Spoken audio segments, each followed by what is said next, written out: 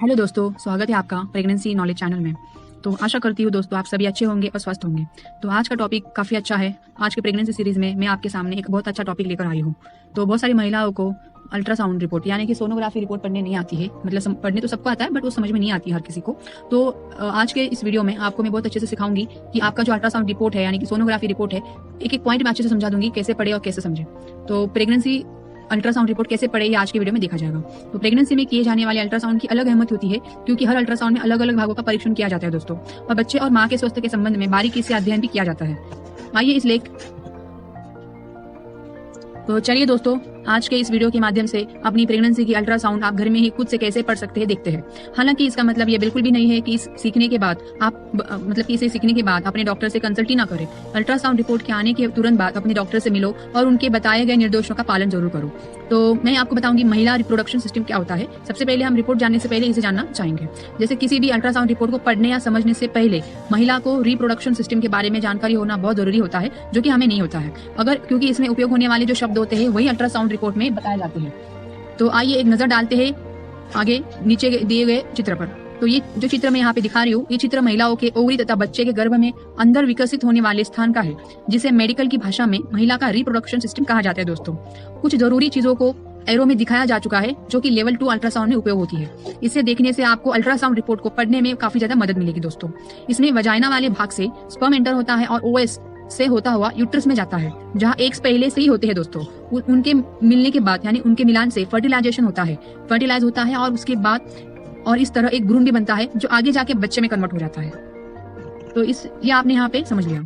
तो चलिए दोस्तों, इसके बाद आपको अभी अल्ट्रासाउंड रिपोर्ट कैसे समझा जा सके ये मैं आपको समझाती हूँ। तो प्रेगनेंसी के किसी भी अल्ट्रासाउंड रिपोर्ट को समझने के लिए यहाँ एक उदाहरण के तौर पर मैं एक रिपोर्ट को समझाऊंगी और इसमें उपयोग में होने वाली जो भी हर लाइन होगी वो हर एक स्टेप बाय स्टेप आपको समझाएंगे। तो सभी अल्ट्रासाउंड रिपोर्ट में लगभग यही बातें लिखी होती है। अगर कोई भी प्रॉब्लम होती है तो वो बोल्ड अक्षरों में दिखाई जाती है, इसलिए उसे आप अपने डॉक्टर की मदद से जान पाएंगे। फिलहाल हम एक साधारण रिपोर्ट को समझेंगे दोस्तों। तो अल्ट्रासाउंड को खुद से कैसे पढ़े, चलो हम शुरू करते हैं। तो सबसे पहले लाइन 1 देखते हैं। लाइन 1 आप देख सकते हो। सबसे पहले हर अल्ट्रासाउंड में ईडीडी यानी एस्टिमेटेड डिलीवरी डेट तथा एलएमपी लास्ट मेंस्ट्रुअल पीरियड के बारे में जानकारी दी जाती है। ठीक है, इसका मतलब यह होता है कि प्रेग्नेंट होने से पहले महिला की लास्ट पीरियड किस डेट में आए थे, और ईडीडी का मतलब होता है डिलीवरी किस तारीख को हो सकती है। हालांकि ये तारीख पक्की नहीं होती है, सिर्फ ये अंदाजा होता है कि डिलीवरी इस तारीख के आसपास भी हो सकती है और लेबर पेन भी शुरू हो सकता है। इसके बाद लिखा है दोस्तों एलएमपी ईडीडी और सीईडीडी।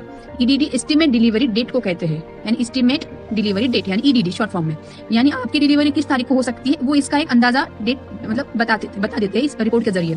और नॉर्मल और सिजेरियन दोनों केसेस में ये तारीख ही मानी जाती है। मतलब यही वाला जो तारीख होता है इसी को आपका एस्टिमेट डेट माना जाता है कि डिलीवरी डेट आपको ये डॉक्टर की तरफ से जो मिलता है ना, ये डेट आपको जैसे फॉर एग्जाम्पल किसी को अगस्त मिला, किसी को अक्टूबर 15 मिला, तो आप पूछते हो ना कि डॉक्टर को मेरा डिलीवरी कब तक होगी, तो डॉक्टर आपको बताते कि ये डेट आपको डिलीवरी का दिया है। तो जो कि डॉक्टर बताते हैं वो डेट वो होता है ईडीडी यानी एस्टिमेट डिलीवरी डेट। तो दोस्तों लाइन 2 पढ़ते हैं। Real time B mode ultrasonography of gravid uterus done.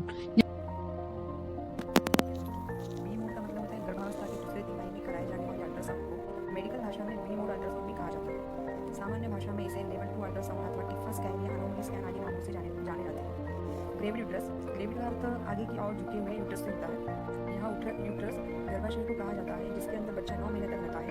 ये थैलीनुमा होता है जिसमें बच्चे का विकास होता है 9 महीने तक, और तथा बच्चा प्लेसेंटा का माध्यम से गर्भवती माता से पोषक तत्व प्राप्त करता है।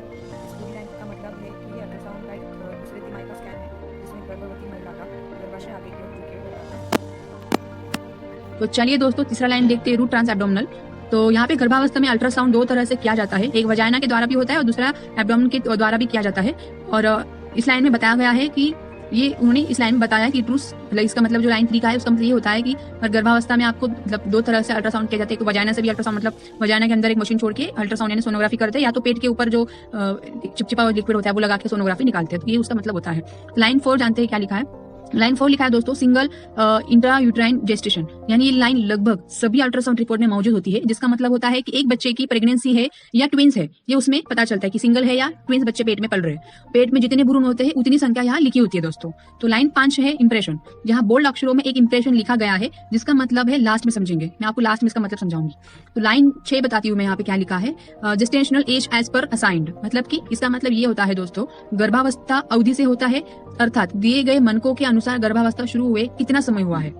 ठीक है, मतलब कि आपकी डिलीवरी मतलब प्रेगनेंसी स्टार्ट होकर कितना वीक, जैसे कि उसका एज कितना मतलब एज अ मशीन के हिसाब से दिखाया जाता है कि उसका मशीन में कितना एज दिखाया जाता है, 1 वीक का है या 2 महीने का है, उस प्रकार से वो दिखाया जाता है। लाइन 7 देखते हैं, मेंस्ट्रुअल एज 18 वीक्स 6 डेज, मतलब कि उदाहरण के तौर पर हमने रिपोर्ट लिया है, तो ये जिसका रिपोर्ट होगा ये उसका यहाँ पे मेंशन है, तो हर किसी का यहाँ पे अलग लिखा होगा। तो मेंस्ट्रुअल एज का मतलब होता है कि मातृत्व का समय होता है। इस पीरियड की अवधि महिला की लास्ट पीरियड के खत्म होने से अल्ट्रासाउंड कराने के समय तक की कुल समय अवधि होती है।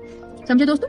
उसके बाद लाइन 8 प्लेसेंटा पोस्टीरियर। बहुत सारे लोग बोलते हैं कि आपका प्लेसेंटा इंटीरियर है, पोस्टीरियर, इतने आपने सुना होगा, तो इसके बारे में चलो जानते हैं क्या होता है। प्लेसेंटा एक अंग होता है दोस्तों, जो कि गर्भावस्था के दौरान गर्भाशय के अंदर विकसित होता है और गर्भ में बच्चे को जरूरी पोषक तत्व देने का भी कार्य करता है। गर्भावस्था के दौरान प्लेसेंटा मुख्य 3 तरह की स्थितियों में से किसी एक में हो सकता है, जैसे पोस्टीरियर, इंटीरियर अथवा लो लाइन। इनमें से यहाँ दी गई एग्जाम्पल रिपोर्ट में ये पोस्टीरियर पोजीशन में है। हर किसी का अलग होता है पोजीशन, किसी का प्लेसेंटा पोस्टीरियर होता है, किसी का इंटीरियर होता है या किसी का लो लाइन भी हो सकता है।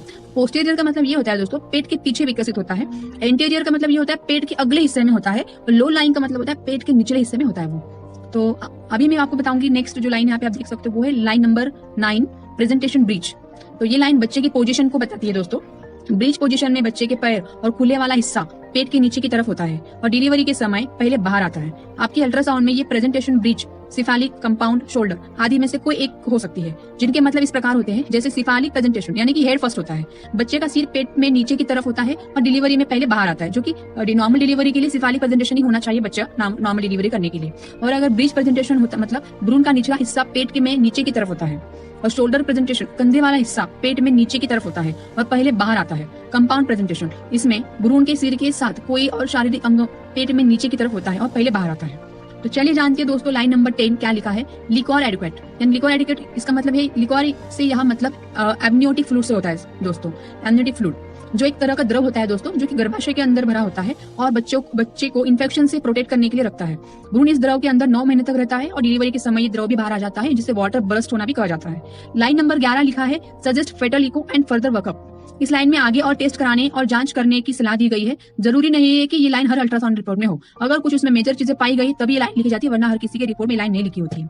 तो सेक्शन मैटरनल लिखा है। मैटरनल सेक्शन में केवल गर्भवती महिला के बारे में एग्जामाइन किया जाता है और केवल गर्भवती महिला में जांच किए जाने वाले अंगों के बारे में लिखा जाता है। जैसे कि लाइन नंबर 1 लिखा है cervix measured 3.40 centimetre in length. Cervix गर्भाशय से जुड़ा हुआ एक अंग होता है जो कि एक नाली के रूप में होता है और महिलाओं में वजाइना तथा गर्भाशय को जोड़े रखता है दोस्तों। अर्थात गर्भाशय के खुलने वाले भाग से वजाइना के बीच के रस्ते होकर सर्विक्स कहा जाता है। उस भाग की लंबाई यदि यहाँ पे दी है उन्होंने, हर अल्ट्रासाउंड में ये ना अलग अलग हो सकते हैं, आपकी सर्विक्स मतलब आपके अलग अलग हो सकते हैं। इसके एग्जांपल लाइन नंबर 2 लिखा इंटरनल ओएस इज क्लोज्ड। तो इसका मतलब होता है कि सर्विक्स का वो भाग जो गर्भाशय के मुंह से जुड़ता है उसे ही इंटरनल ओएस कहा जाता है। ये भाग पूरी गर्भावस्था के दौरान बंद रहती है, केवल डिलीवरी के समय खुलता है। लाइन नंबर 3 फेटस सर्वे, यहाँ फेटस अर्थात बच्चे के बारे में इंफॉर्मेशन देने के बारे में कहा गया है। और लाइन नंबर 4 जानते हैं दोस्तों। तो चलिए दोस्तों अगला पॉइंट देखते हैं, लाइन नंबर 4 प्रेजेंटेशन ब्रीच। जैसा कि ऊपर बताया गया है बच्चे की अवस्था ब्रीच है, यानी बच्चे के पैर वाला सिर पेट में नीचे की तरफ होता है। Line number 5 placenta posterior, placenta की तीनों पोजीशन में से पोस्टीरियर पोजीशन के बारे में बताया है। लाइन नंबर 6 क्या है, लिक्वार एडिक्वेट। यहाँ पे लिखा है एमनियोटिक फ्लूइड की मात्रा पर्याप्त है। बीपीएम कार्डियक एक्टिविटी की जांच किया जाती है, जैसे दिल के चारों चेंबर्स का अध्ययन, जैसे कि बच्चे के दिल की धड़कन आदि सभी चीजों इसके अंदर जांच जाती है और उनकी नाम यहाँ दी जाती है। जैसे 143 बीपीएम का मतलब है 143 बीपीएम का अर्थ बीट्स पर मिनट्स, जैसे अर्थात 1 मिनट में कितनी बार धड़कता है उसके बारे में लिखा गया है। और बायोमेट्री हेडलॉक रिपोर्ट के इस सेक्शन में एक फार्मूला बनाया जाता है, जिसके द्वारा डॉक्टर या टेक्नीशियन को जरूरी टर्म्स को देखने उस पर फार्मूला अप्लाई करते हैं और उसी से बच्चे का टोटल वेट कैलकुलेट किया जाता है। टोटल वेट को EFW भी कहा जाता है, यानी एस्टिमेटेड फेटल वेट।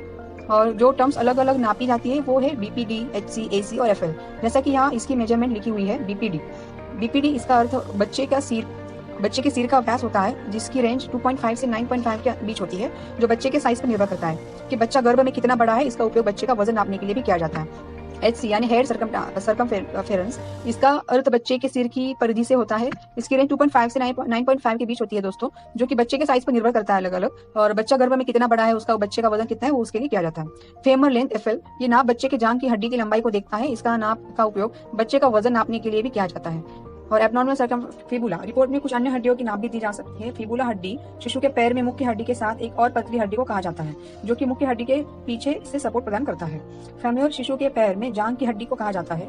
इसकी नाप भी अल्ट्रासाउंड रिपोर्ट में दी जा सकती है। ह्यूमेरस यानी ये शिशु में कोहनी से लेकर कंधे तक की हड्डी में को ह्यूमेरस कहा जाता है। इसकी नाप भी किसी भी अल्ट्रासाउंड रिपोर्ट में दी जा सकती है। जरूरी नहीं कि सबकी रिपोर्ट में यह टर्म का उपयोग हो। में तथा पूरी तरह से नॉर्मल बताया गया है। Section fetal anatomy head pregnancy report के इस सेक्शन में शिशु के सिर की जांच की जाती है और जरूरी मेजरमेंट लिए जाते हैं। और आइए देखते हैं line number 1 cisterna magna measurement 3.2 mm। ये भाग शिशु के ब्रेन का बीच का भाग होता है जिसका साइज अल्ट्रासाउंड के दौरान नापा जाता है। Line number 2 transcerebellar distance. हर मनुष्य के ब्रेन के अंदर एक छोटा ब्रेन होता है, यहाँ उनकी नाप ली गई है जिसका विकास ठीक से हुआ है कि नहीं देखा जा रहा है। Line number 3 mid line flux. Brain के इस भाग में लेफ्ट और राइट ब्रेन के बीच की लाइन का अध्ययन किया जाता है और उसके नॉर्मल होने का पता लगा जाता है। लाइन नंबर 4 है both lateral ventricle is seen. ये ब्रेन के अंदर दो इंपॉर्टेंट प्लेस होती है जो कि दिखाई दे रहा है, इसे नॉर्मल है। यहाँ पे लास्ट में लिखा इंप्रेशन में लिखा है single live intrauterine gestation corresponding to a gestational age of 18 weeks and 66 days with smaller left ventricle and aorta likely represents hypoplastic left heart syndrome। तो यहाँ पे लिखा है कि इसमें HLHS की कंडीशन बताई है जिसके लिए इसे बोल्ड अक्षरों में लिखा है कि एक क्रिटिकल प्रॉब्लम होती है जिसमें बच्चे के हार्ट के दोनों भाग लेफ्ट और राइट बराबर नहीं होते हैं और एक डिसेबिलिटी होती है। इसका क्या सोल्यूशन हो सकता है इस बारे में डॉक्टर ही बता सकते हैं और आगे सजेशन में फेटल इको टेस्ट कराने की उन्होंने सलाह दी है। तो चलिए दोस्तों, तो मैंने आज के वीडियो में पूरी तरह से आपको जानकारी बता दिया है कि पूरा रिपोर्ट कैसे पढ़े, ईच एंड एवरी पॉइंट यहाँ पे मैंने कवर करके बताया है। होप्स आप सारे समझ चुके होंगे। तो अगर आपको कोई डाउट होगा या क्वेरी होगा तो आप मुझे यहाँ पे नीचे कमेंट करो, मैं जरूर उसका आपको रिप्लाई दूंगी। तो चलिए मिलते हैं नेक्स्ट वीडियो में। नेक्स्ट वीडियो कौन सा टॉपिक पे आपको चाहिए आप मुझे कमेंट भी कर सकते हो, तो मैं उसका भी वीडियो बनाऊंगी, या तो मैं आपको जो भी कॉमन क्वेश्चन होते हैं उसका अलग से वीडियो बनाऊंगी। चलिए मिलते हैं नेक्स्ट वीडियो में, तब तक अपना ख्याल रखो और स्वस्थ रहो। Thank you.